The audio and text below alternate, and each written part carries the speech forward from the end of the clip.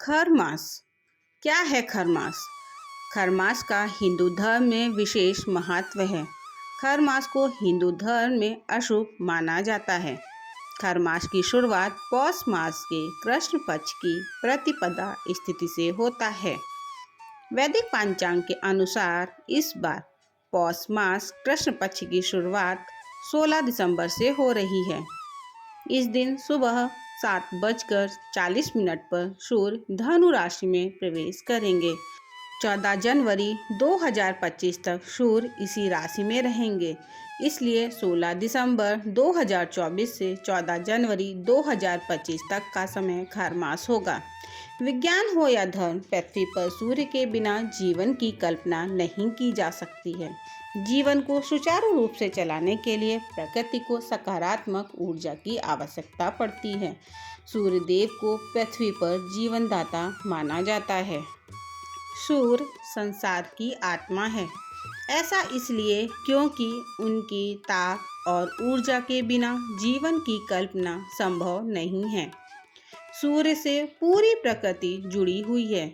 संसार का संपूर्ण भौतिक विकास सूर्य की सत्ता पर निर्भर है। प्रकृति का केंद्र सूर्य है। इसकी समस्त शक्तियाँ सूर्य से ही प्राप्त हैं। सनातन धर्म में खरमास को अशुभ माना जाता है। खरमास को आत्मशुद्धि और धर्म कर्म का समय माना गया है। इस दौरान लोग सांसारिक गतिविधियों को छोड़कर ईश्वर की आराधना में समय बिताते हैं। यह समय जीवन में संयम और साधना का संदेश देता है। खरमास हर साल में 2 बार लगता है। पहले खरमास जब सूर्य देव धनु राशि में प्रवेश करते हैं और दूसरा जब सूर्य देव मीन संक्रांति के समय लगता है। खरमास का अवधिकाल कुल 1 माह का होता है। खरमास के दौरान सूर्य का तेज कम हो जाता है तो विवाह, गृह प्रवेश, मुंडन जैसे शुभ कार्य नहीं किए जाते हैं। ज्योतिषियों की माने तो खरमास में कोई भी शुभ कार्य या मांगलिक कार्य नहीं किए जाते हैं। लेकिन क्या आपको पता है कि खरमास क्यों लगता है? इसके पीछे की वजह क्या है? पौराणिक कथाओं के अनुसार सूर्य देव धरती के संचालन के लिए लगातार 7 घोड़े के रथ पर सवार होकर पृथ्वी की परिक्रमा करते हैं तथा त्रिसृष्टि का संचालन करते हैं। लेकिन खरमास के दौरान सूर्य देव की गति धीमी हो जाती है। आइए जानते हैं कि आखिर ऐसा क्यों होता है। इसके पीछे क्या कहानी है? खरमास की कहानी। खरमास से जुड़ी एक कथा का वर्णन मार्कंडेय पुराण में मिलता है। खरमास का संधि विच्छेद करने से 2 शब्द आते हैं, खर और मास। संस्कृत में खर का अर्थ गधा होता है और मास मतलब महीना। खरमास की कहानी गधा और सूर्यदेव से जुड़ी हुई है।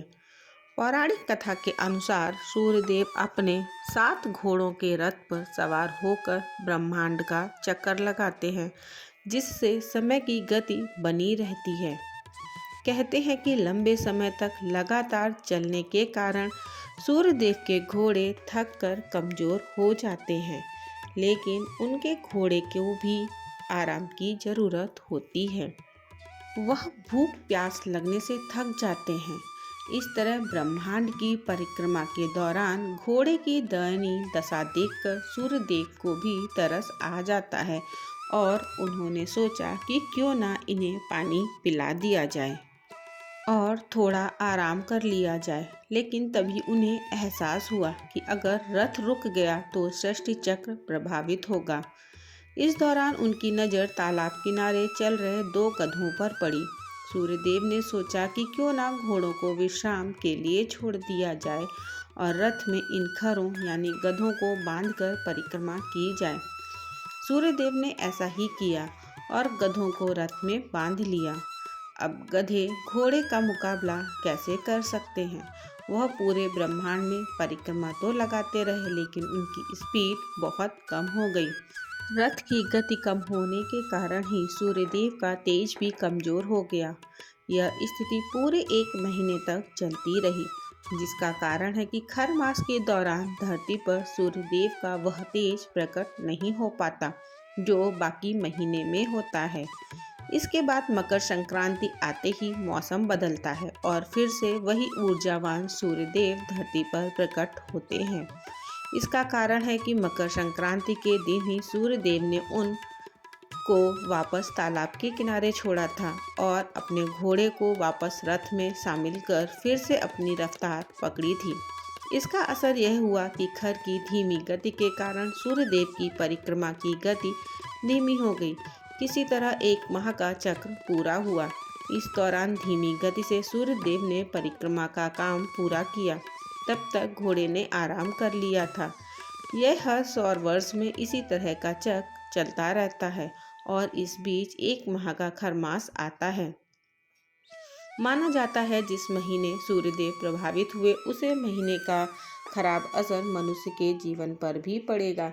इस धीमी गति के कारण यह महीना अशुभ माना जाने लगा और इसे खरमास कहा गया। खरमास को नारायण का महीना भी कहा जाता है। देवगुरु की दिव्यता से संपन्न यह महीना आध्यात्मिक रूप से स्वयं को संपन्न व उन्नत बनाता है। इसे ऋषियों ने खरमास इसलिए नाम दिया क्योंकि इस कालखंड में प्राकृतिक ऊर्जा से इंद्रिय निग्रह में सहयोग मिलता है। चित्त सांसारिक वैरागी की ओर सहज उन्मुख होता है। इसी कारण यह महीना धैर्य, अहिंसा और भक्ति के लिए माना जाता है। इसलिए इसे नारायण का महीना कहते हैं। खर मास में तीर्थ यात्रा, कथा, श्रवण, कीर्तन, भजन, जाप का महत्व अधिक होता है।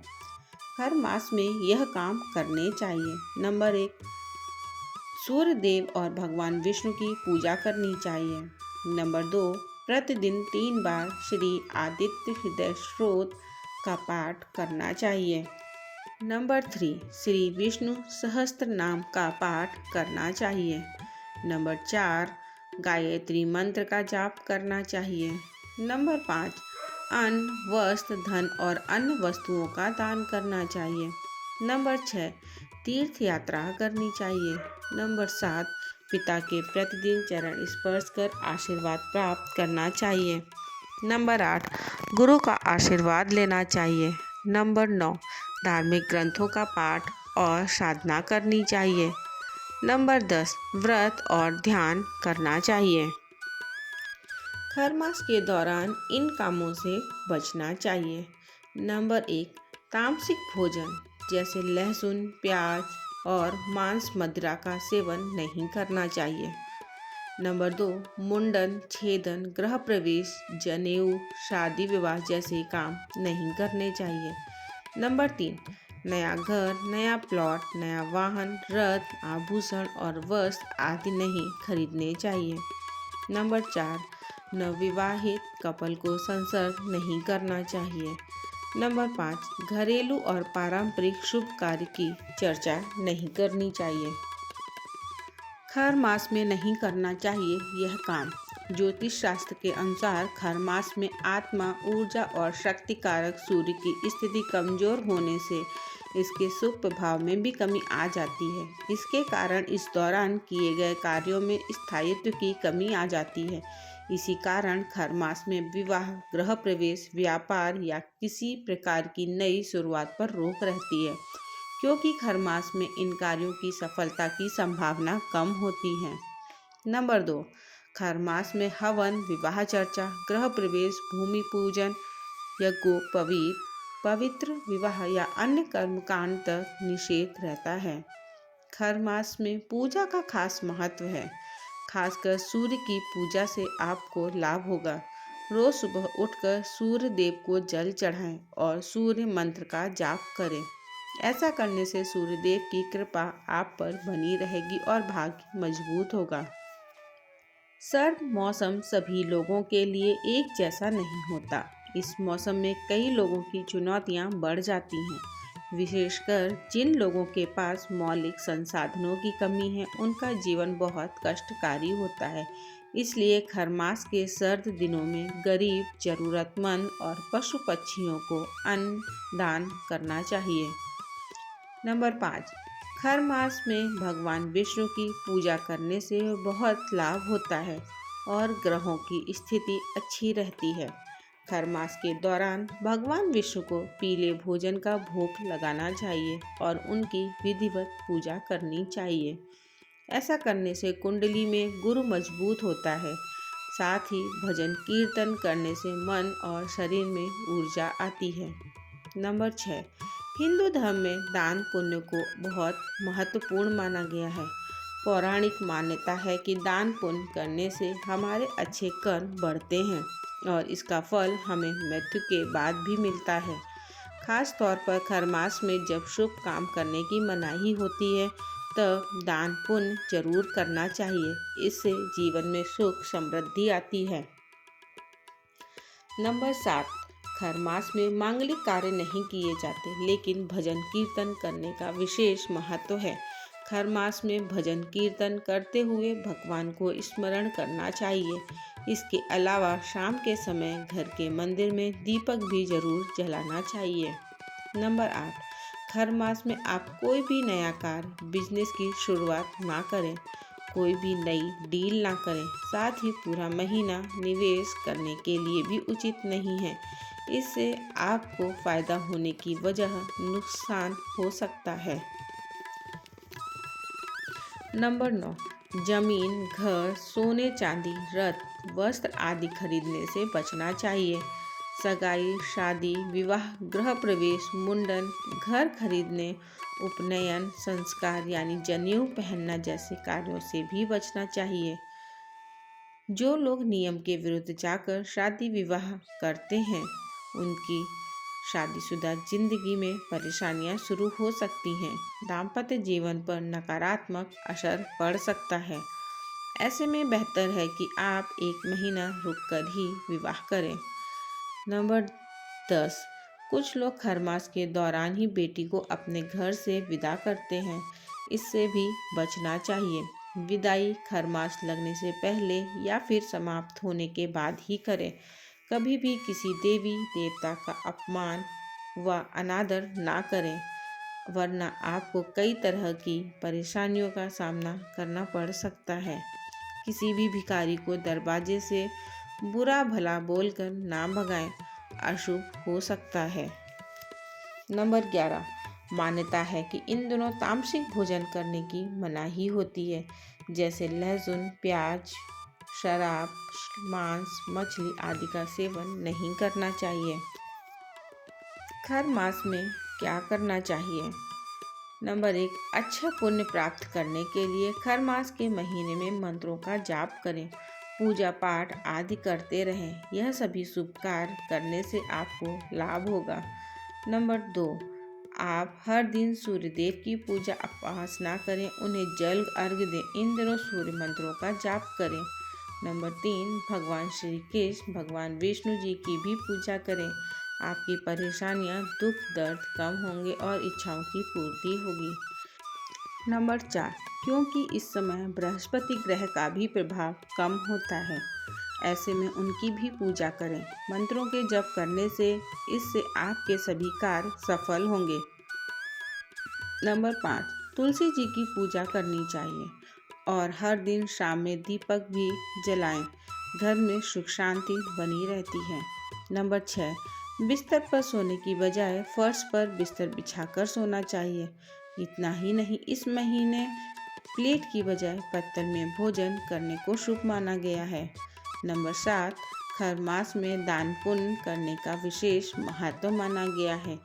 ऐसे में यदि आप इस अवधि में गरीब जरूरतमंदों लोगों को अनाज जैसे गेहूँ, चावल दान करते हैं, इससे आपके जीवन में अच्छे परिणाम मिल सकते हैं। इसी के साथ आप खरमास में गर्म कपड़े, कंबल आदि का दान भी कर सकते हैं। नंबर 8, खरमास के दौरान पूजा पाठ करने से कई गुना अधिक शुभ फलों की प्राप्ति होती है। खरमास में ओम नमो भगवते वासुदेवाय नमः मंत्र का जाप करना चाहिए। नंबर 9, खरमास के दौरान भगवान विष्णु की पूजा करने से मनोवांछित फलों की प्राप्ति होती है। इसके अलावा खरमास में सूर्य देव की उपासना भी शुभदायी होती है। नंबर 10, खर मास की अवधि में पीतल या फिर स्टील के बर्तनों का दान करना भी शुभ माना जाता है। इससे साधक को पारिवारिक कलह से छुटकारा मिलता है और जीवन में सुख शांति बनी रहती है।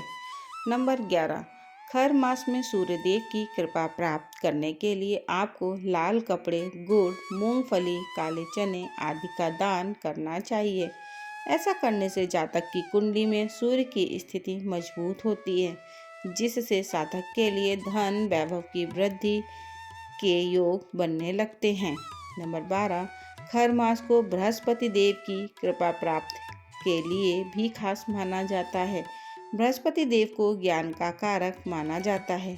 ऐसे में यदि आप भी बृहस्पति देव की कृपा प्राप्त करना चाहते हैं तो इसके लिए आपको खर मास में पीले रंग की चीज़ों का दान करना चाहिए। खर मास की शुरुआत के बाद शुभ मांगलिक कार्य नहीं किए जाते हैं। इस दौरान सूर्यदेव और श्री हरि की पूजा करने से कारोबार में वृद्धि होती है। साथ ही राशि अनुसार दान करने से धन लाभ के योग बनते हैं। इस दौरान विशेष चीज़ों का दान करना चाहिए। सनातन धर्म में खर मास की अवधि का विशेष महत्व है।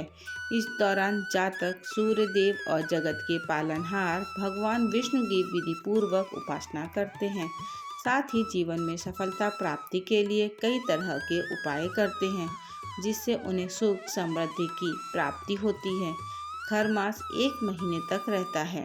खर मास की शुरुआत के पहले दिन धनु संक्रांति मनाई जाती है, जब सूर्य वृश्चिक राशि से धनु राशि में गोचर करते हैं तो इस दिन को धनु संक्रांति के रूप में भी मनाया जाता है। अगर आप सूर्य देव और भगवान विष्णु की कृपा प्राप्त करना चाहते हैं तो खर मास में राशि अनुसार दान करें। इससे जातक के जीवन में खुशियों का आगमन होगा, साथ ही रुके हुए काम पूरे होंगे। खर मास में मांगलिक कार्य नहीं किए जाते हैं। ऐसे में आइए जानते हैं कि किस राशि के जातक को किस चीज़ का दान करना फलदायी होता है। खर मास में राशि के अनुसार दान। नंबर 1, मेष राशि के जातक खर मास में लाल रंग की चीज़ों का दान करें। इससे पति पत्नी के रिश्ते मजबूत होते हैं। नंबर 2, वृषभ राशि के जातक खर मास में धन का दान करें। इससे आर्थिक तंगी दूर होती है। नंबर 3, मिथुन राशि के जातक खर मास में साबुत मूंग, हरी सब्जियां, हरी चूड़ियां, कच्चे पपीते का दान करें। इससे जातक को भगवान गणेश की कृपा मिलती है। नंबर 4, कर्क राशि के जातक खर मास में सफ़ेद रंग के वस्त्र, गोभी, दही, पनीर और चावल का दान करें। इससे चंद्र दोष से छुटकारा मिलता है। नंबर 5, सिंह राशि के जातक खर मास में गुड़, चिक्की, शहद, मूंगफली, राजमा आदि चीज़ों का दान करें। इससे कारोबार में सफलता मिलती है। नंबर 6, कन्या राशि के जातक हरी पत्तेदार सब्जियां और हरे फल का दान करें। इससे रुके हुए काम पूरे होते हैं। नंबर 7, तुला राशि के जातक खर मास में बताशे, माखन, मशरूम, शलजम आदि चीज़ों का दान करें। इससे सुख समृद्धि में वृद्धि होती है। नंबर 8, वृश्चिक राशि के जातक खर मास में लाल रंग के वस्त्र, अनार और शकरकंद का दान करें। इससे वैवाहिक जीवन खुशहाल होता है। नंबर 9, धनु राशि के जातक खर मास में नींबू, केले, पपीते, चने की दाल, बेसन आदि चीज़ों का दान करें। इससे भी श्री हरि प्रसन्न होते हैं। नंबर 10, मकर राशि के जातक खर मास में काले तिल का दान करें। इससे शनि दोष की समस्या भी दूर होती है। नंबर 11, कुंभ राशि के जातक खर मास में मंदिर में झाड़ू दान करें। साथ ही गरीबों में धन का दान करें। इससे घर में माँ लक्ष्मी का आगमन होगा। नंबर 12, मीन राशि के जातक खर मास में मकई, पीली शिमला मिर्च, कद्दू आदि चीज़ों का दान करें। खरमास हमारी संस्कृति और परंपराओं का एक महत्वपूर्ण हिस्सा है जो हमें आध्यात्मिकता और धर्म की ओर प्रेरित करता है।